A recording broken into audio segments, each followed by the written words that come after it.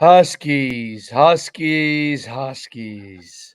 Yes, this is Husky Huddle with the man himself, Coach Schuman, and he's up for the award of Coach of the Year for the 9-year-old Pop Warner division. No, we got knocked out. We You got did knocked get out. knocked out when you get the you did. Great game. Great game. Oh, We lost yeah, 34-25. Great game though. It was wild. and I'm the best podcast host in the universe. It was a that's a lot of points for a 9-year-old game. 35-24. We were up it was 34-25. We were up 25-13 at halftime. Okay, that's what you were talking about. Because when you sent me that text, I thought you meant UConn was up 25-13 at halftime, and I'm thinking to myself, I don't remember that. So you were talking about your game. You guys were up. Yeah. Oh my God! What happened in the second half? Did you have to play the shock troopers or? You have to do the rotation. So yeah, the shock troopers had to get in. That's right.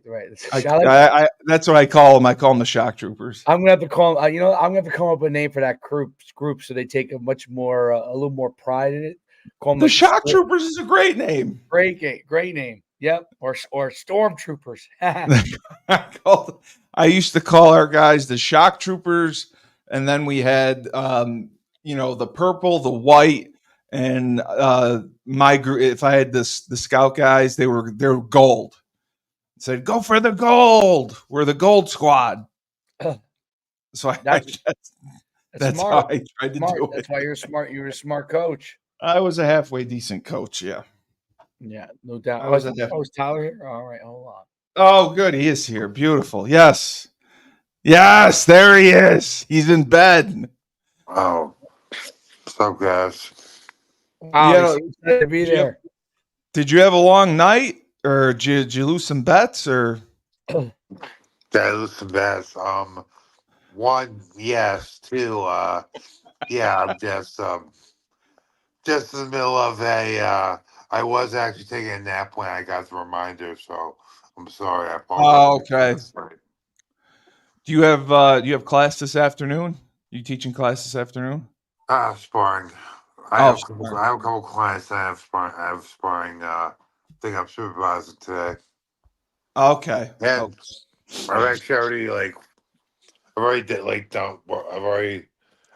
worked a couple clients already today. So I've actually my day starts at 6 a.m. So I know they do. Right. Isn't it the middle of the day? The middle of the day is like more your break period than the evening. Yeah, right? Exactly. It's tough. It's a tough deal. But, I'm fine. Yeah. No big deal. No big deal. How you doing, Coach? I'm doing great, man. I'm doing great. Coach, what are we gonna do about this team that can't win a game when it matters? Oh, and it's funny because the last thing they needed was a quarterback controversy, and now that why is it the last thing they need?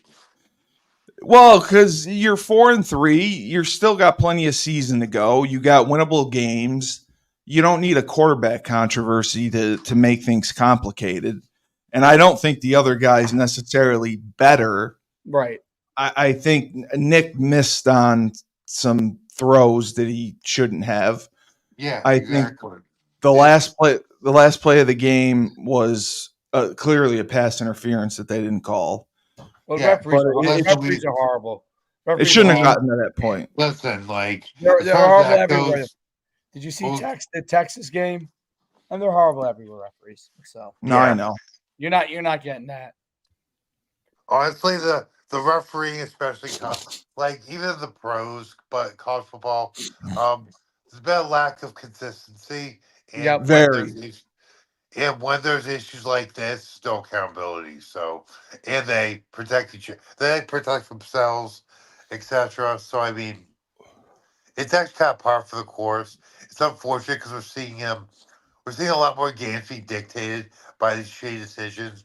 Excuse my French. these crappy decisions that the referees been making. Well, It's been pretty rampant, like the in the game first this year. the first jobs that should go when AI is ready to go is referee.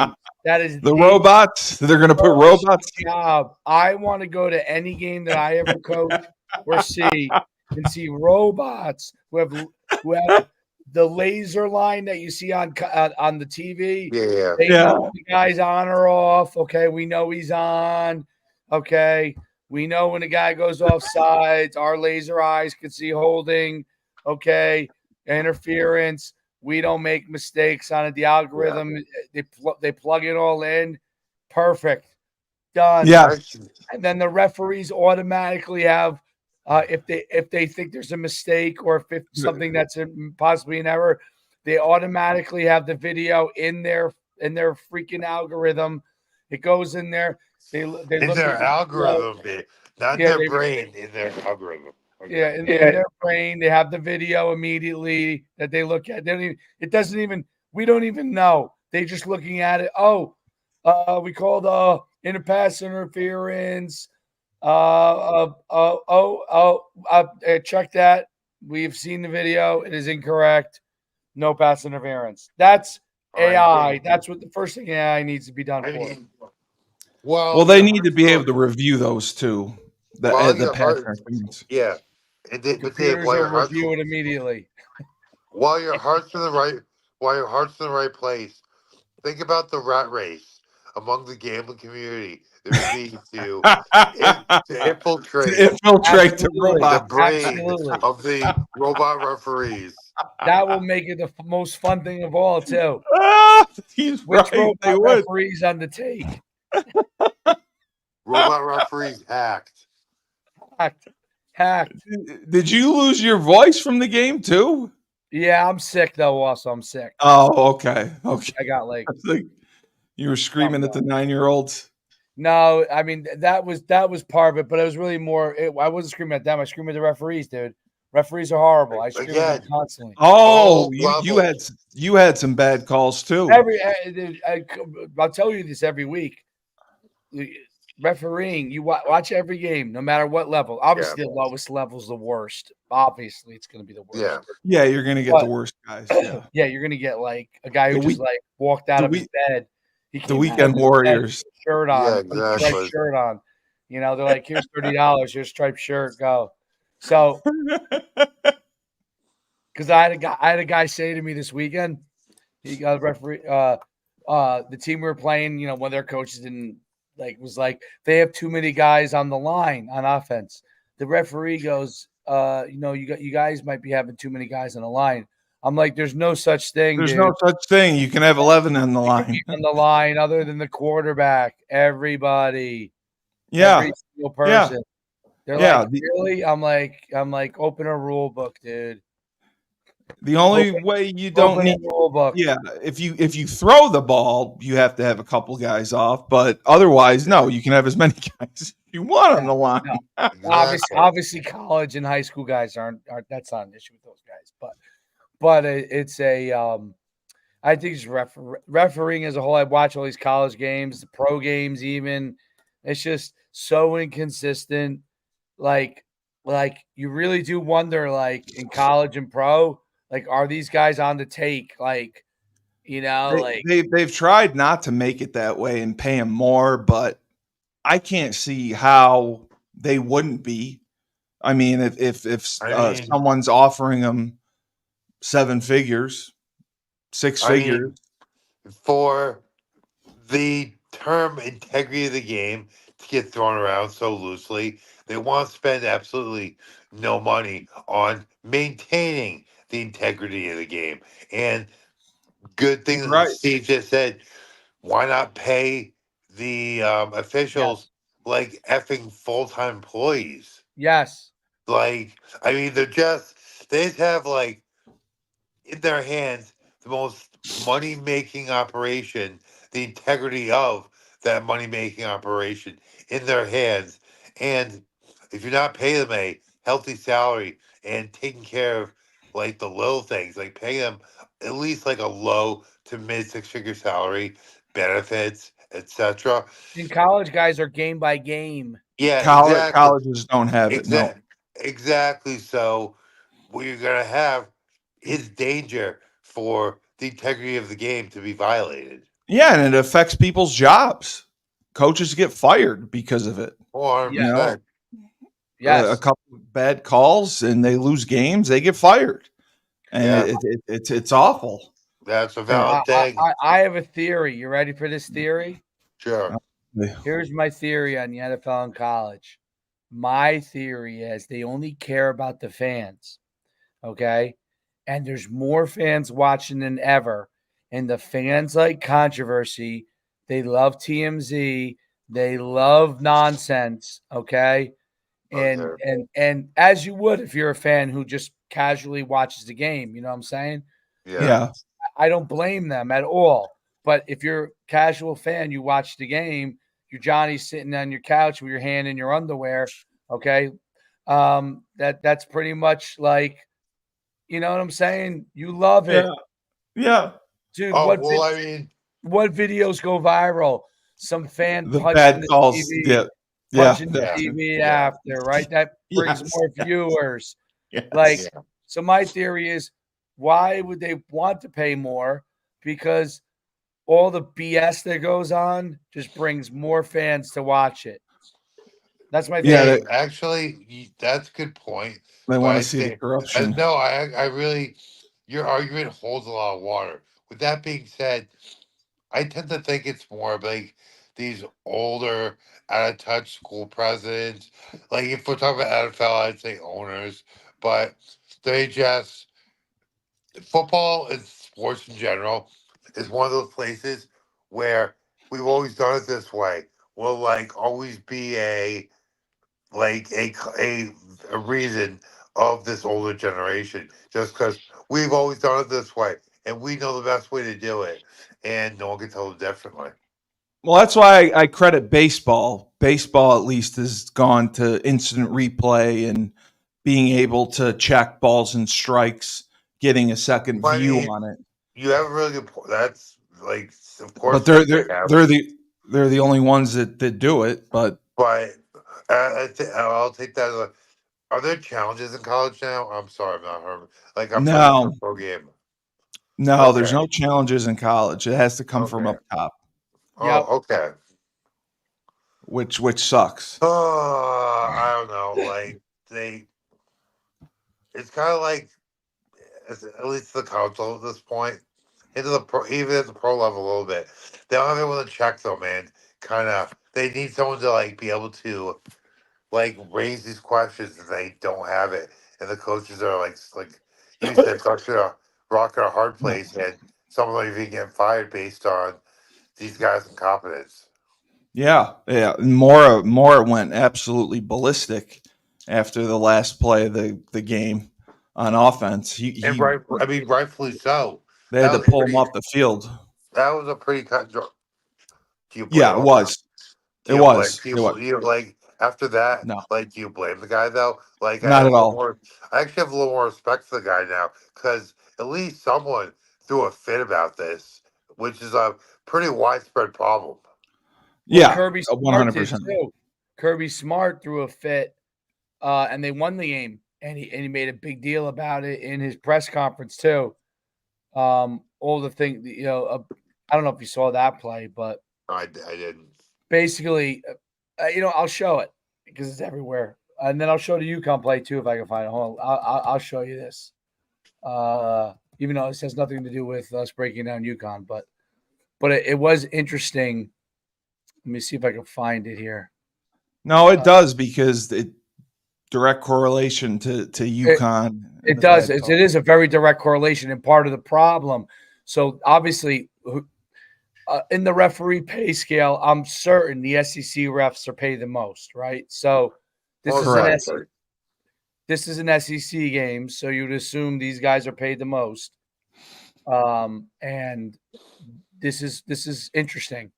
So let me see if I can get this. Okay, I got it here. Yeah, and then I'll explain. Can you see? All right, here we go. Mm-hmm. Yes. The football back, brings some pressure again. Back who stands and Dave, go delivers. full screen. Intercepted. Picked up by Barron. Touchback. Johnny Barron still alive. Hold on, let me go back. I'll go back and start again. Sorry. Very, very eager to get the football back. Brings some pressure against Beck, who stands and delivers on the sideline. It's intercepted. They took a while to do that. We saw him talking. We didn't know, was this about where the ball's located after all the action? I knew Kirby. I knew this would light his fuse. How could it not? Yeah. You had the call go your way. Wow. Yeah. And now his defense has to go out there. Is that mind-blowing? Kind of. I wish they did that in the UConn game. Jesus. Well, you first of all, the rule is you can't do that. You can't. No, you're not supposed to. A penalty is not. Now the pros. I don't know if it's different or not, but in college, if once you make a call, it is not penalties are not reviewable, right? Correct. So even though they made the wrong call, obviously they should not have been pass interference. You can't then go and turn that And call. Yeah. So that's my thing. Like the referees at college don't know what they're doing. They allowed the fans, okay, To because they dictate it. didn't want to get their asses kicked fans. by beer bottles. They 100% allowed the fans and what was happening to influence their behavior right there. 100%. Correct. 100%. Correct. And then I think that's a problem. I mean, that's a problem. That's effing wild. That's beyond wild. I mean, think about in gambling. Now, I don't. Yeah, they may have covered anyway or whatever, but you think about that kind of stuff. Like that does make you question, like what's going on. I'm trying to find this end of the game thing. That's so unethical that they did that. Yeah, it's unethical, right? That to me, that's what it is. Unethical. I am shocked. So you're 100% right when you talk integrity of the game. Like, what are we talking about here? Jesus, with integrity. So I'm trying to get to UConn's one at the end. Let me see if I can find this thing here. Mm-hmm. Was it a fourth down play at the end or something? Yeah, it was. Yeah, it was a fourth down play at the end of the game. I don't know if that shows it well enough. Is that when the receiver's on top of him? Yeah, the receiver ran a comeback hitch, and the guy made contact well before. Oh yeah, okay, you can see it. Hold on, let me go back to it here. And Mike and I were watching it, and we both went nuts. Like, not a great angle. And it wasn't talked about. I mean, if they had conferenced about it and picked up the flag like that, I mean, I don't know that UConn would have scored. Well, if you conference before, okay, so you throw the flag, you conference, then you say there is no flag in a play, that's okay. If you make the call and start to mark it off and then go back, that has to happen before you make a call according to the rules. I'm just saying. Wow. So I didn't. That's my whole point on a lot of this stuff in college. Now the pros is a little different because they do have better checks and balances. Yeah. Even though there's a lot of mistakes made, they have better checks. But college, and I'm sure high school has all kinds of issues. But college has a lot of issues, I think, because even though the SEC guys are paid more than everybody else, they're still not full. They're not full time, right? None of them are in college. Yeah, these universities are making billions of dollars in football. Yeah, the SEC, Big 10, Big 12, and ACC should have full time referees. Yeah, they're $1 billion television contracts. Now, Group of Five might be different, right? You might have to have. Yes. You might have a different situation there because there's not as much money. But this is like that thing I basically just said. The only sport or the only industry, this is the way we've always done it. Like, that's their justification for this. This is the way we've always done it. Right. Where, like you just point out, it's the effing excuse my French, the SEC. Like, they're not lacking money. You can pay your officials like $250,000 to $500,000 a year. Give them benefits and make that their job, and have a system like a checks and balances or a standard where they have to maintain like vision tests and like physical fitness and things Yeah. along those lines. And wouldn't you be in a situation where you have more guys apply? Let's not even say it's 250. Let's say you're paying a guy, paying him 150, 125. Okay. Yeah. You're because you're really only working 6 months out of the year, right? So Yeah. you can pay him 120, 125. They could take they could do something else for 6 months and make, and then making 200 a year, right? So, you're paying them, but let's say you pay them 125. Wouldn't you get better applicants? Oh, for sure. Right? Oh, You would get yeah. better applicants. Who the fuck wants to go referee an SEC game, even though they're getting paid well relatively to other people for a weekend gig? Okay. Who wants It's a who different wants to kind be in of a weekend. stadium of 80,000 people where they're throwing beer cans at you? It's a different kind of weekend gig. Like what you said, Dave. But like you said, it's the SEC or it's the ACC, the Big Gotta 10, pay Big 'em. 12. Like you just talked about, it's a different kind of weekend gig rather, and so much has impact on so much as far as industry, as far as revenue. Like it's such an impactful position, and it's being treated across the board like an afterthought. Tyler, do you what- remember Luke Richmond? Of course I do. All right, Luke's a referee now. Okay. He started up in the Patriot League, and now he referees big time games. Okay. I think he's in the ACC or Big 12. I'm not sure exactly. He messaged Mike right after the play and said, "Yeah, that was pass interference for sure. I can't believe they missed that." Yeah. He was just embarrassed by it.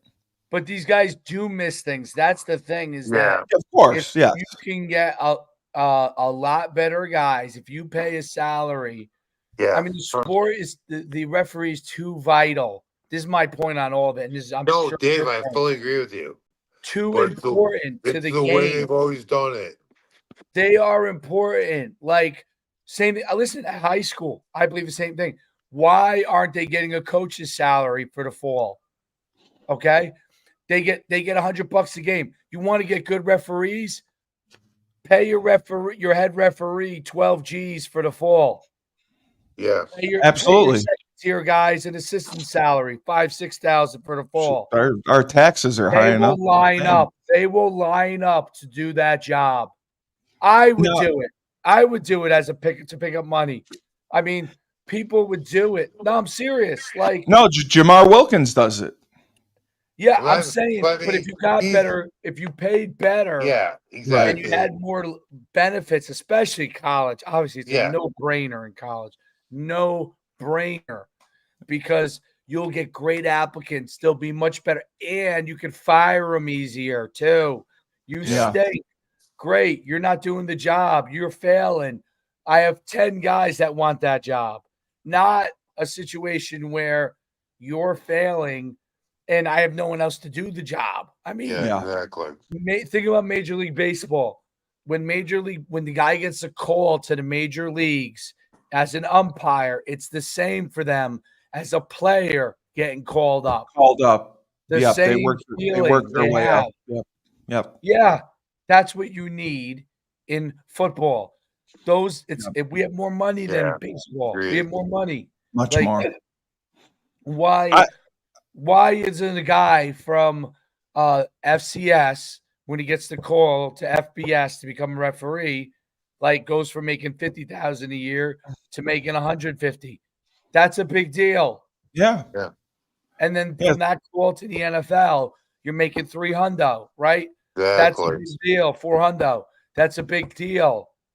It's like they're getting guys from Home Depot that just got out of work to come referee these games. That's right. That's a valid point, both of you. That's what it completely looks like. Let's look at the UConn thing real quick. Now, the UConn thing, the only thing I'll say is that I get it's the end of the game and they want to let the guys play, so they may be less hesitant to make the call. But this seemed pretty blatant to me. He definitely molests them like he's P. Diddy, but allegedly, alleged my ass. All right, here we go. Ain't nothing alleged about Diddy Party.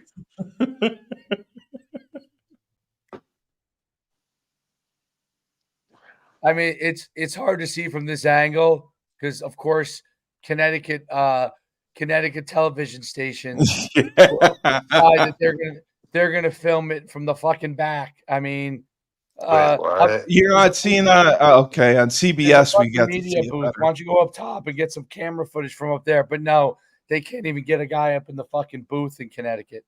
All right, the CBS we saw the replay several times. I mean, he's all over him, dude. Yeah, he was. He's all over him. He was. It was 4th. I will give it this. You're right. It is. It was 4th and 8. I'm sorry. It's still like a judgment kind of thing. Yeah, it's subjective. So blatant. It wasn't so blatant that you're like penalty's going to come out. Like if you're a UConn fan, that penalty should happen. But it's. I mean, the Texas one was obviously not a. That's absurd. Yeah, that's absurd call. So but that's a part of it though. Like, so you question everything with referees because there are so many fuck ups. Yeah, UConn bothered me because it was 4th and 3, and then they got flagged for a false start. And they got to push back to 4th and 8. And that's what they didn't convert. That stupid penalty they got beforehand was what killed them. I think they would have had a much better option at 4th and 3. And the other hesitancy. But what was it? Was it a legitimate false start? Yeah, it was. Okay. But what Mike and I both saw is Wake was playing man coverage. Their linebackers were literally turning their backs, running out of the box to cover people. Had Evers had some pocket sense, he could have rushed for 200 yards and just taking off. Take your drop. He's not a runner, though. That's the thing. He's supposed to be. He's supposed to be semi. I mean, he's supposed to be an athlete. I mean, holy hell. He didn't even take a chance on any runs. I mean, we did design quarterback runs, but he wouldn't run the ball on any pass plays. You know what I want to bring up that I think is the difference between how you get your transfers, and this is something to think about for UConn in the future when you speak with Burton. What Cignetti did at Indiana is a template for how you get transfers. Yeah. So now Cignetti took 13 guys with him from JMU to Indiana. Right. He left JMU. 13 of his guys came there. Okay. He didn't take him with him, but when he left, they left. Okay. Those guys, even though he was a new coach, became the advocates for him. So within the locker room, you had 13 guys who had played for him the year before. Team that was undefeated, I guess, until the end of the year, that are saying, just trust this guy. Just listen to what he's saying. And because he's probably ripping people's asses in the beginning and everything. Okay, trying to run guys off, getting in new transfers and stuff. And these guys are saying, hey, man, just trust this process because this guy knows what he's doing. And so you calm down that overall issue that you would have normally, because I think they had like 30 transfers or 40 transfers. Those 13 guys are keeping it calm, right? Yeah, so exactly. You're getting all these new guys in. Yeah, that's really on point. Yep. So Cignetti had that. So now he had time to do the things the way he wanted to, even though it's his first year. He could shake things up because he knew he had these guys that are going to have his back. right? Exactly. Yeah. Whereas most new coaches go in there with even Dion, you know, he had a few of his guys, but he didn't have like what Signetti did.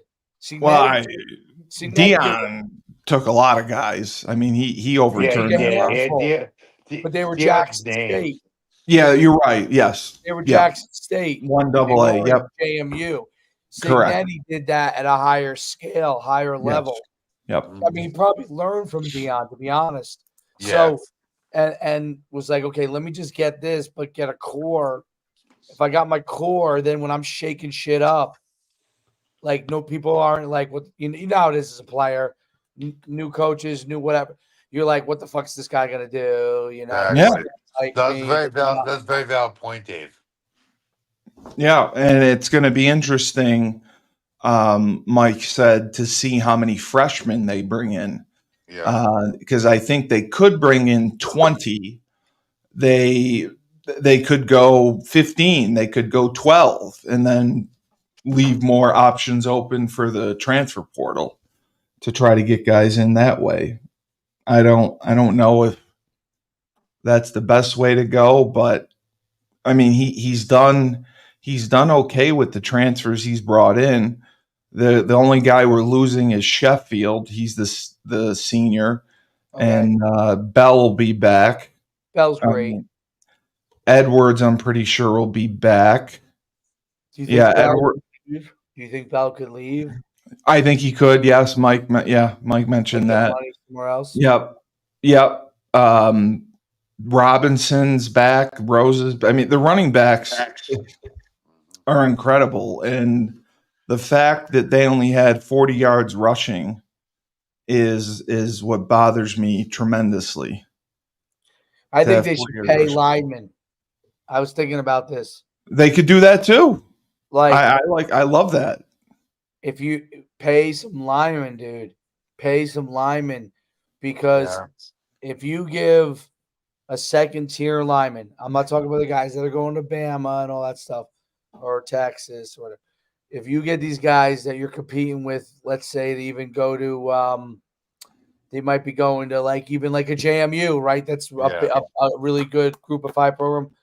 Like if you pay them $10,000 and they're getting 0 to go to JMU, I mean, you're going to get them easily. Yep. You know, if they have the right mindset. I just think that, but the philosophy is important, because you can see that Clemson's getting away with having more high school kids because Dabo's invested in them, right? It took a little time, but they're getting away with. They have a few transfers now, but they're getting away with it. So you really have a philosophical thing. You got to hang your hat on exactly what your ratio is going to be and what you want your core guys to be like on both sides. What do you want your high school kids to be like? And what do you want your transfer guys to be like? What do you want people to be able, what kind of personality, not just their playing ability, because I think that is critical. And guys like Kurt Signetti has shown that is how you could do it and have success. I think there's some templates out there. Like Dion's putting out a template, and whether you like Dion's style or not, he has a template that looks like it's pretty successful, right? So you have to figure out what's the right template for your university. That's hard. That's hard. I don't think that's an easy thing. Yeah. No, I don't think we have a talent problem per se. I just think offensively, schematically, we're not in sync, and we're making too many mistakes. I think we have the talent there. I will jump in with Dave actually is a real good point as far as linemen. A lot of times this year it seems like this offensive line is being held together by spit and glue, they've had a lot of injuries. It's pretty patchwork, and like Dave just said, they could a couple throw a little money at it and basically increase the pool a little bit. But Dave, one thing I would say, they need to go out and get a couple marquee guys too. Steal a couple guys from like the mid tier Big 10, Big 12 schools. Like they had tried to do with Sheffield was Wisconsin and came with Evers. You mean Skylar Bell? Oh yeah, Bell. Skylar Bell was Purdue. So I thought Sheffield was Purdue and Bell was Wisconsin. I get them mixed up. Yeah, Right. I think you're right. Yeah. They're trying to do that. I think I think those were good pick. 2 to 3 so far have been really good, right? Yeah. So, but I do think the as The they go tight- forward, as The they tight go ends forward, have played better. well, as they go forward, when you look at skill guys, okay, Yeah, there's plenty of skill guys out there, plenty of them. that's the thing. Yeah, There's not plenty of quarterbacks, okay. No. There's plenty of skill guys. The quarterback you got to get right. I think and you got to protect them. you pay more for linemen. Let's look at Boise State. Okay, Ginty. I mean, he's at Boise State, dude. He's the best running back in the country. Yeah. Would know that Ginty was going to be that good. They had no idea. No one had any idea. Ginty's not getting paid like the running back from Alabama is. Nope. He's the best running back in the country. No. Top running back in the draft. So there are guys that are skill guys that sometimes just need opportunity. Yeah, the right exactly. coach. I don't think those Running guys backs are that underrated. I think the expensive guys are the quarterback is expensive. I think you got to spend on your offensive line so the quarterback is protected. yeah, And then you go from there. Your pass rushers, yeah. I think it's DBs. counter to what at our level, it's counter to what everybody else does.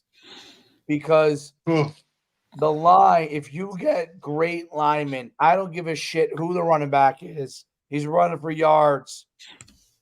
Think about it. How many running backs are there in the world? They're everywhere.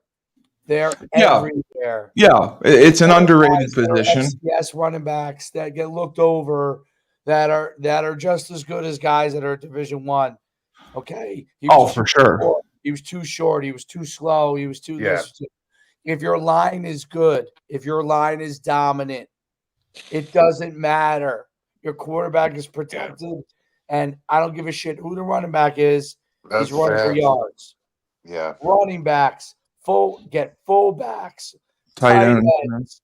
Get those dogs in there. You can get receivers, and then a D line. yeah, Get the dogs on defense so you can stop people. I think we overpay for skill players. Everybody. I mean, yeah, the entire NCAA. At Bama and Ohio State and Texas, you got to overpay for Jeremiah Smith or Williams. They're the best in the country. Sure. If you're not getting the best in the country, to me, what the fuck is the difference between this guy or that that's fair. That's fair. And that's what Mike talks about, market value, having market value for the positions. Yeah, And but offensively, you need a philosophy, but like what you like tall guys, you like fast guys, whatever the hell it is. But you need protection. yeah. No, for sure. Don't be going up in there without protection. We had only given up 4 sacks before this game. So I mean we had been protecting okay. Temple is shitbirds. Temple sucks. And we gave up 1 sack. Florida Atlantic sucks. Florida International sucks. Yeah. I agree with you. And this game is sad because we easily could have won this game. 100%. We had plenty of opportunities to win this game, and we became more one-dimensional. When you're throwing the ball 43 times with Nick Evers, I think you're putting him in a bad position. He's not the type of quarterback that can throw the ball 40 times a game. I think 30 times max. I agree, but Steve, good point that you have. But they're I think they should have balanced the offense out a little more. But again, they're in a spot now They where were something's down. working. yeah, they're in a spot now where if that running game isn't like established early on, that they're gonna be like, all Yeah, right, they Nick, got to go start with it. faster. Yep. They're gonna try to get Nick to work with his arm because it's been working. It's Yeah, I kind of mean, big. he He's threw kind of for, being a victim of his own success there. You he know? threw for 2 touchdowns and an Yeah. interception, but his I completion think percentage Tyler's was right on. awful. I think that's a good point, Tyler. That look, when the game is dictated and you go and you try to run the Yeah. ball and you get stuffed, and you get stuffed Yeah. again, you get stuffed. Yeah. Now, I think Steve is right that maybe their style of running game is Their should change. their scheme is awful. Yes, But that's about it. as it is, that's why you're going to end up throwing because Yeah. you get stuffed. You know one's going to just keep running if you get stuffed, and then you're behind, You're so you're going behind to the have to sticks. pass. Yeah. Yeah, Also, like they're running a lot of read option. They're running a lot of that run from the gun too. I just find that to be a less I hate it. effective, just a much less effective way to even if you're running a pro set or a power I like or even single back with two tight ends. Like if you're Yeah, coming and they have downhill, 2 tight generally ends. generally if you're coming downhill, your running game's gonna be more effective. I think they might have kind of the mindset that they need to run this kind of like Sideline. trap option, read option, kind of a running game out of the gun because they don't have the horses on the line. Is kind of what I think is the mindset right now. Yeah, I think they had 2 good tight ends. They ran a little pistol. They tried a little bit of inside zone. I thought they gave up on it early, but Yeah, the way they run outside zone yeah. is not productive and it's not working because they're either not reading the backside end, he's coming across and he's making plays, or they got to block on with the backside tackle and read the backside linebacker. The I backside mean, just linebacker goes, honestly, like they could even running quarterback it keeps out, it. running a on the backside tackle. Just run that little check block would make him be just make him make just impede his progress basically. Cut off and Like climb. Yep. yeah, or just not even cut off and climb. Just step in, check, then climb to the second level. They're not even doing that. That's cut off and climb. But yeah, Oh, exactly. well, excuse me, Steve. Well, the punch to the outside, then Yep. releasing to the And then inside. climb the Is linebacker. oh, that's Yes. cut climb. Sorry, I You're thought you said right. cut climb. I thought That's you meant like exactly what I I want. thought you were talking like a outside zone reach block climbing to the next Oh, level. no, no, Yeah, no. yeah, yeah. But the other thing they have to build in, I think, because you're asking your receivers to block on the outside zone. I And mean, one of the you things we need. did, I think you need to have receivers that can actually block fairly well on the outside to be successful on this level. But with you being said, if they're cracking the back, using them as primary blockers in the box, yeah, that's a mistake. no, the way that we did it, which was successful, is you're 20 personnel and you're twins to one side, single receiver to the other, to the front side of the outside zone. You run what's called a free access throw. Your outside receiver runs a go. Your slot receiver runs a speed out. Okay, if the inside linebacker is cheated inside, Steve, you could very easily throw just the say speed out yours. Steve, you can just say, "Hey, instead your of handing receiver." off the You outside can just zone. say your receivers run them off. They don't do that though. They don't run them off. They run and Sounds try to like they're running stalk them block. off, but okay. They try to stalk block the outside linebacker and get him pinned in, and it doesn't work. And then the Wow. tackle gets pushed back, and they get penetration. The tackle Yeah. doesn't stand the end long enough. The guard can't get deep enough to reach the end, and it just ends up cutting. Sounds like a And it giant cut, cluster F. it is. I watched it, and it cuts back into the backside end who's screaming down the line, making the play. Then why aren't That's what. guys? So Why isn't the front side? Why isn't the backside tackle checking them then? the backside tackle's got to cut off the backside three technique or climb to the backside backer. That's the problem. Then You, it's you cannot run the ball out of the shotgun unless you read someone. You have to read it, dude. You oh have yeah, to. yeah, It's a yeah. six-man Oh, okay, box. okay. Sorry, you're 'Cause talking You about don't the. have enough Yeah, I got guys. you. You're No, I got you. outnundered. No, I'm Yeah. sorry. You just said Unless I guess you could you could some people do this. They reduce the split receiver on the backside. To come in, Crash on the end, which But is a Steve, mismatch. Which they did. Usually people use the tight end body, Yep. crash on him. And if you're gonna the Chiefs did that yesterday very well. Yep, you do that and you crash on that guy, and then Patrick you can just Mahomes. That's also like Steve. Just going to what you're saying. That's the Chiefs and Patrick Mahomes. I forget their running back's name, but Kareem Hunt, elite. Like they need to make adjustments here, and this just goes back to what I'm saying about the way they're running out of this. They're basically running that read option kind of look. Not exactly what they're reading, but they're running that look out of the shotgun.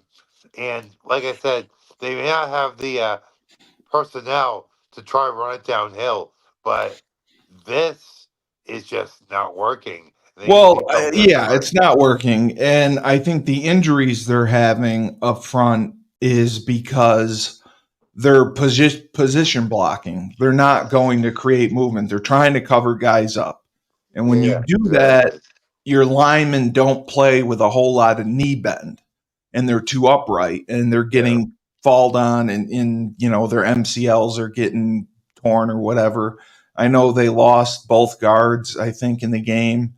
So, I mean, it limits. But the other thing they don't do, which drives me up a wall, they don't run any like nakeds, slam flat with the backside tight end. He slams the end so the quarterback can get the edge. You fake the outside. All they run is outside zone. You're going to get good flow at the outside zone. Backside tight end slams the end, runs into the flat. The slot receiver cheats his split, runs the over route, and you high-low the linebacker. You get it to the tight end if he's the first option. If he's open, you get it to him in space. If he's not, you throw the drag across the field. We don't do that. And it drives me crazy. And the play action out of the shotgun is very, very difficult because you don't get the linebacker stepping up as much as you do under center with a hard ball play action fake. Well, I mean, one thing I will say is what I have seen the play calling is pretty vanilla. It's an offensive line coach who I don't think he's called plays before, and that's part of the problem. He's never called plays before. And like I said, this was the first time that they had everyone healthy on the field together. With Evers, Edwards, Bell, Sheffield. They had the whole slew healthy. And it's, I get it. It's their only second time playing together. Yeah. But this was a very, very winnable game. And they just let it get away. And they were lucky. I mean, they kicked the field goal at the end of the half to make it 10-6. Mm-hmm. And then they took a lead in the third quarter by scoring and went up 17-10. Then Wake tied it 17-17 in the third. And that was, and they kicked the field goal and ended up winning 23-20. I mean, we scored a touchdown. We got the ball back. We were driving. The defense got a couple big stops. And it's just disappointing to see. It's just, taking that next step. But the season's by no means over. They still easily can get into a bowl. They should be able to win this week. They should be able to win next week. Next week? This week Rice. is Rice, and then Florida something or Georgia State maybe. I think it's Georgia State, and that's the end of their homestand. And then they got, I know they play Syracuse on the road. Or maybe it's UAB. I got to double check. But Tyler, are you going to get honored? All right. Yeah. It's Rice. At halftime. We'll see if they lock Bielowski in a room. That'd be funny. Well, I don't know. They don't know if he's going. Yeah, I know. I wouldn't be surprised. I mean, he probably has to work, but who knows? Well, it's a 3:30 game, so maybe I don't know if he's commentating anything, but Rice and Georgia State are their two last home games, so it's good that they're doing that against Rice, and then Georgia State's a Friday night game. Is Georgia State any good? Rice is terrible. Georgia State has actually they were decent last year. I think they went to a bowl game. They're not as good this year. They're 2-4. So Rice is down from last year. Rice had a really good run last year. Now they're 2-5. So if we don't come out with both wins in both these games, that's going to be a huge disappointment because realistically, Rice, Georgia State, UAB, dumpster fires. We should be able to win. And then Syracuse. A big part of that is whether we'll be able to recover from this dumpster fire of a game. Yeah. To play as bad as we did the good is to play as bad as we did and only lose by 3 points to an ACC school. Fair, but you got to look at that as fair. Wake I try to look at that as Wake is not good. But I try to look at that as a positive. I think that they offensively need to go back to the drawing board. They have no identity on offense, and that's the problem. What's their personnel group? Hit or miss, you mean, right? Yeah. Yeah, what's our identity? Yeah. What do we do well? And I can't tell you what we do well. Do we have a good quick game? Not really. Do we do play action? Not really. Is our run? Our run game was going into this fantastic. We had 1,300 yards rushing in 6 games, which is amazing overall. But schematically, I don't agree with it. I think it's very, very poor. Anytime you run outside zone out of the gun, it doesn't work. It just doesn't work. No, it doesn't. When your back has to turn his shoulders perpendicular to get the handoff, and he never gets outside. It's a designed freaking cut play. Too slow is what you're saying. If you read it or RPO it, fine. Too slow. 2, that's a downhill play. Like outside zone is a downhill play, and they're not running it as a downhill play. No. And the defense, God bless them. I talk so much smack about the 3-3-5 and how much I hated it. It's a gimmick defense. Their defensive played lights out. And, Jaden McDonald. UConn's outside zone is run more like stretch. Well, they try to, but they never get there. Right. And the back has to stop. Even that stretch look, it's still a downhill play. Yeah. It's a downhill play to the corner. Like you're trying to get it outside the box. You got to get it outside, yes. They never get there. It's still a downhill play, though, and they're not running it as such. They tried to come across and have the back stick a foot and get north, which is how you run it out of the gun. I like it out of center where, we used to teach the quarterback he had to run to get there to hand it off. Because the aiming point was 1 by 1 outside the tight end. So that's how wide the aiming point was. Yeah. And we don't have that. And we don't go under center. So the thing is, if we're going to stay in the shotgun, I think we need to involve the tight end more. I think we need to involve a couple gap schemes. I think they got to run power. I think they got to run power or counter H. Run counter, pull the guard, and pull the tight end. That'll keep defenses honest. Run a 2-back set out of the gun too. That's all they do is run 2-back sets out of the gun. They put 2 tailbacks. That's what I don't like. Which why not run it with a blocking back and then exactly. Exactly. That's what I would want. You could make it more of a downhill play, but at the end of the day, they're not running downhill. They're not really running. They're not setting up their guys to run north-south and have success. No. Everything's perpendicular, and they're expecting the back to stick a foot, get north, and find a crease and get through it. And they have 3 good backs, and they're just struggling.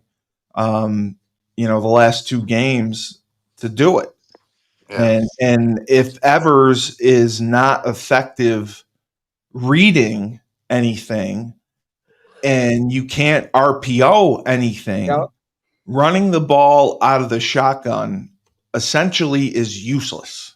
You're killing yourself I because agree, but hey, you're outnumbered. You're outnumbered every single play without a read, or unless you put a tight end backside to cut off the backside end.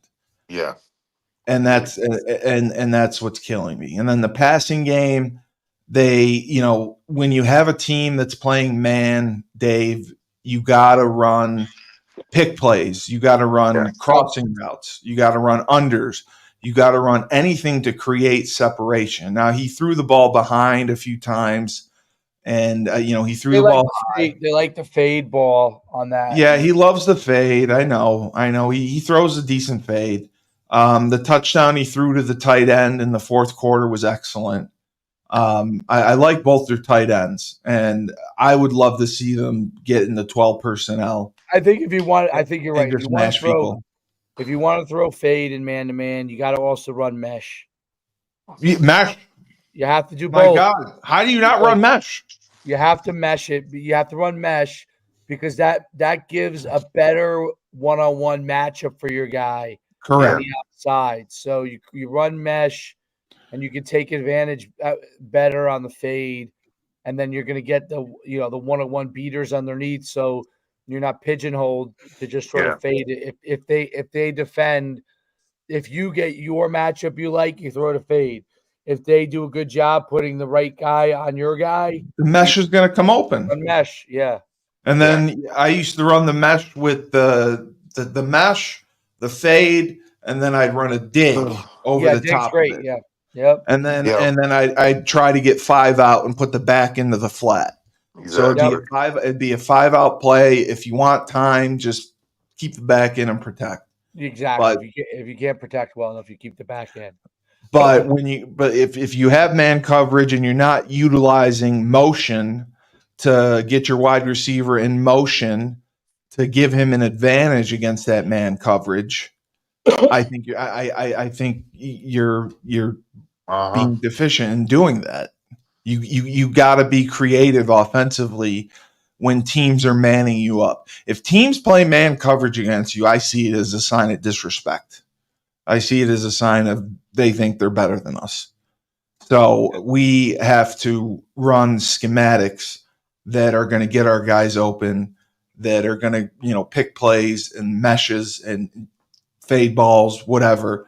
Fade stops. I love the fade stop. Anything like that. They had a great touchdown on a post wheel, one of my favorite routes. They ran a post from the outside guy, and the slot ran a wheel, and they scored on that. So I think they need to show more of it, and they'll be okay. They'll be okay. It's just letting this one get away is tough. It would have put us at 5 wins, one game closer to a bowl, and with the schedule they have coming up with Rice and Georgia State, winning streak. And hopefully they get back to work, and I trust Mora and he'll get it going. And the defense is playing lights out. They play for that guy, for that Brock. I mean, one thing is they've had some real good success this year, so maybe we're getting a little spoiled. So hopefully this is their mulligan. Hopefully this game is their mulligan. The personnel and the coaches learn from it, and they can.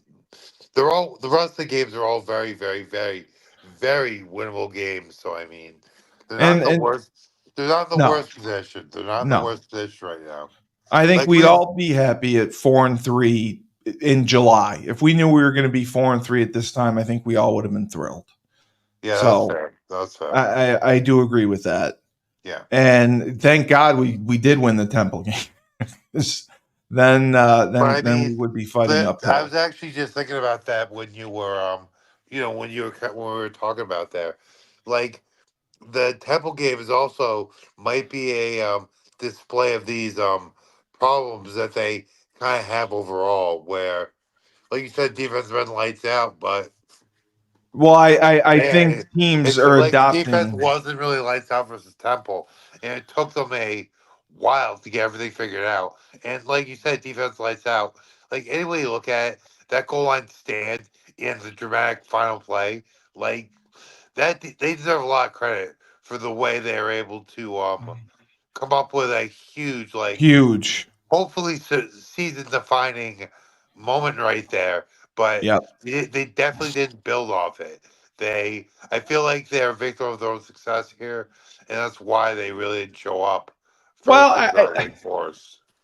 Like, I like really I feel said, like they didn't really show up in this game. they held It should not have been this close. They didn't they play very well. they held Wake to 23 points.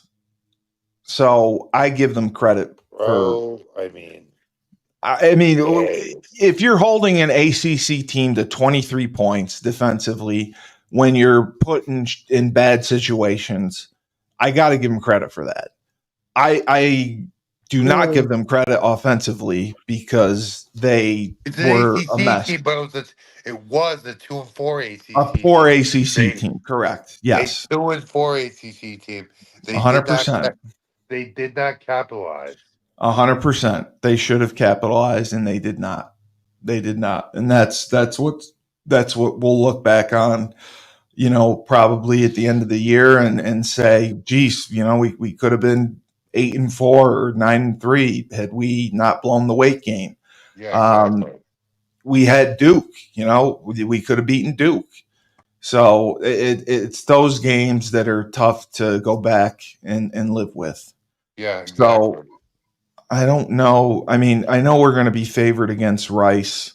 I just hope that they come out with a better plan, and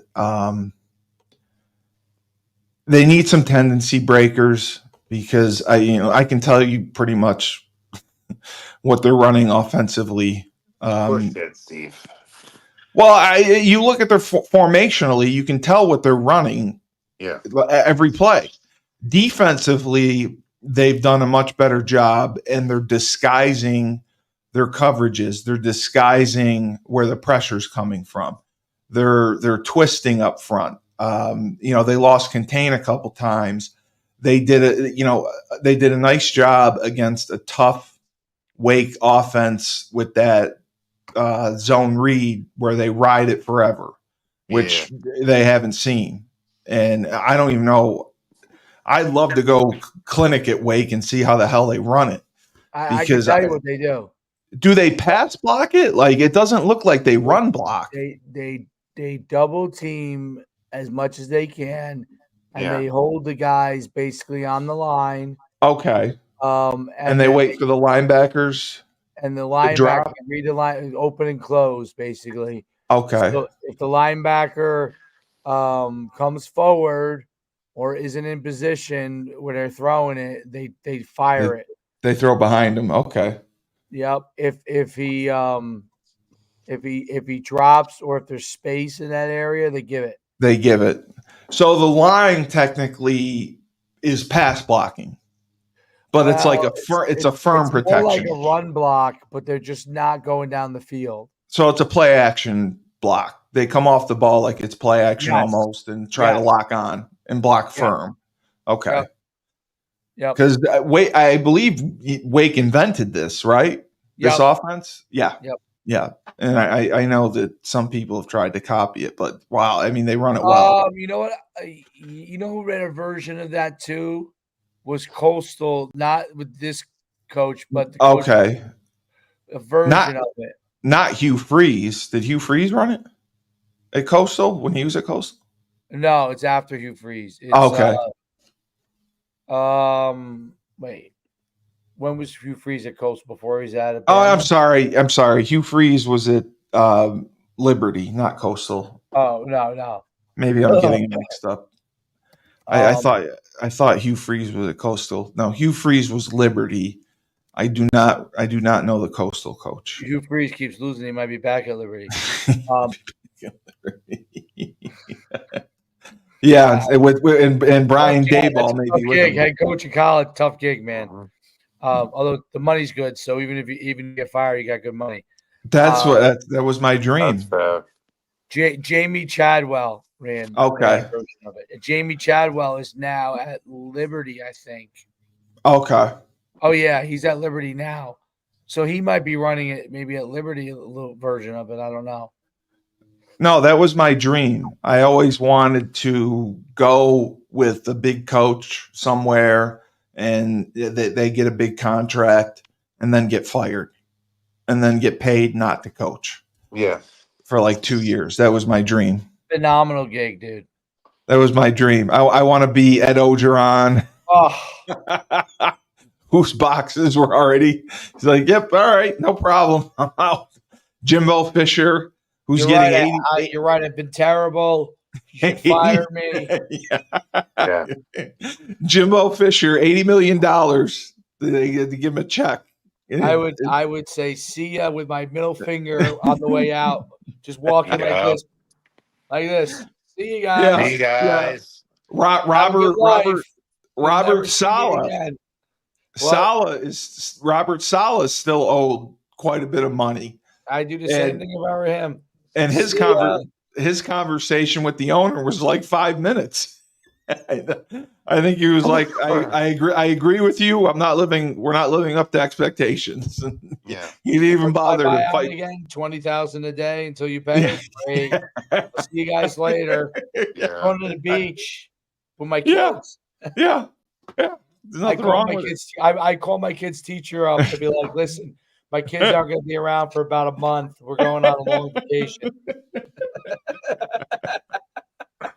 Oh, that's great. Go on to the beach, guys. We're good. We got plenty of money. So, Dave. Yes. Okay. All right. Is there a chance that you'll be able to go to a game? Is this week a game? Is it what time is this week's game? It's a 3:30 game on Saturday. I might be able to go. Okay. So, and Burton does not have he's not going. So he told me his suite was open. The other thing he asked, he invited we can go in there or open. No, he invited my parents to a game, which is going to be a disaster, next Friday. Okay. So I may go to both. So that's why I was asking. It's a Friday. It's a Friday night game. Should I talk to Burton if I'm going to go? If you're going to go, if you're going to go this weekend, or if you want to go next weekend, I may try to go to both.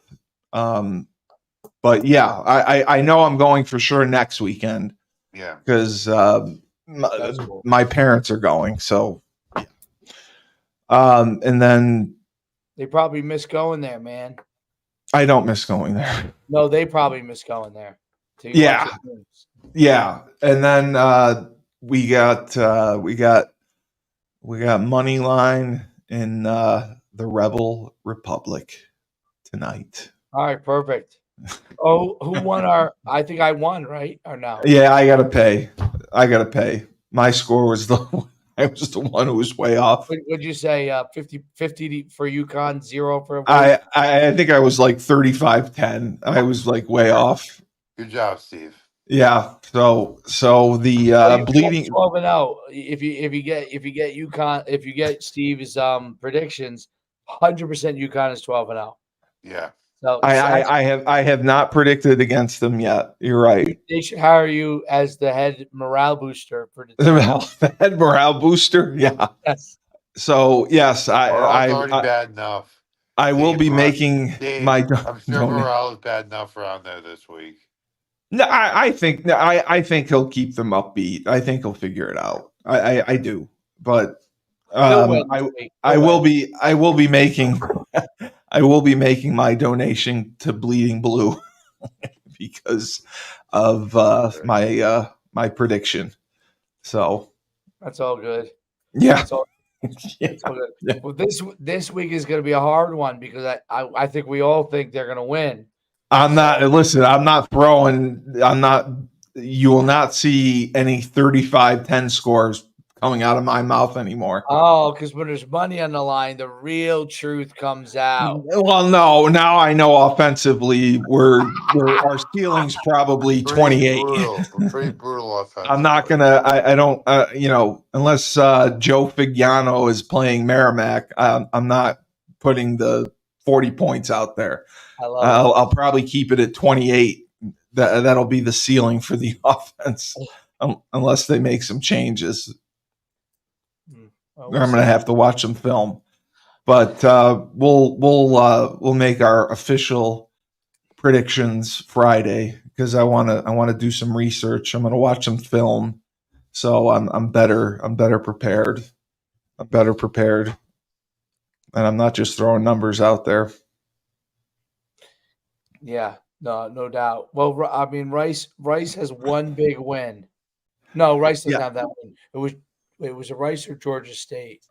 I think it was Georgia State. Georgia State did, yes. Yeah. They beat Vandy. Yes. Rice. They lost to Sam Houston, who I thought was one FCS. Yeah. They beat Texas Southern. They lost to Houston 33-7. They lost to Army 37-14. Ooh. Holy crap. They lost to Charlotte 21-20. And Charlotte is one of the worst programs ever, according to some of our transfers who came from there. They beat University. Why is that? They just said that it was a bad program, like as far as getting gear. The kids had to buy their own cleats. It was a mess. What? Yeah, they didn't have a deal with anyone specifically, or the deal didn't provide enough gear for everyone, where the players had to pay for certain things like gloves. Wow, that sounds budget as hell. Oh yeah, my God. Yeah, it was really a bad situation. They beat University of Texas San Antonio 29-27, and they just are coming off a loss to Tulane 24-10. But I believe Tulane is pretty good. So, yeah, Tulane is 5-2. So, I mean, it'll be a good matchup. Yeah, it'll be a good matchup. So, but we'll save our predictions for Friday. Okay, sounds good. All right. I guess for the man himself, Tyler King, the Marauder, all he does is train, teach class, and beat ass. Tyler King. And he's being honored this weekend. Motor City Bowl Defensive MVP. Tyler, did you have 2 sacks that game and a couple TFLs? Sack and a half, 2.5 TFLs, fumble recovery. That's what it was. Tackles. Yeah, I remember being there. It was a solid game with a broken ankle. Well, yeah, he came back from one of the most vicious injuries I ever saw. Was that against Rutgers? No, that was against Pittsburgh. Pittsburgh, that's what it was. Yeah. Okay. And did Pittsburgh end up winning? No, we won. No, I mean this week, because I know Pittsburgh was winning. I have no idea. I'll check that. But anyway, for the Marauder, Tyler King himself, and the coach, David Schuman, remember tonight, Moneyline and Rebel Republic coming at you hard. This has been Husky Huddle. I am your host, the best podcast radio host in the universe, Steve Cully. Remember, when life gives you lemons, don't make lemonade. Take 2 oranges and shove them up Tyler's ass.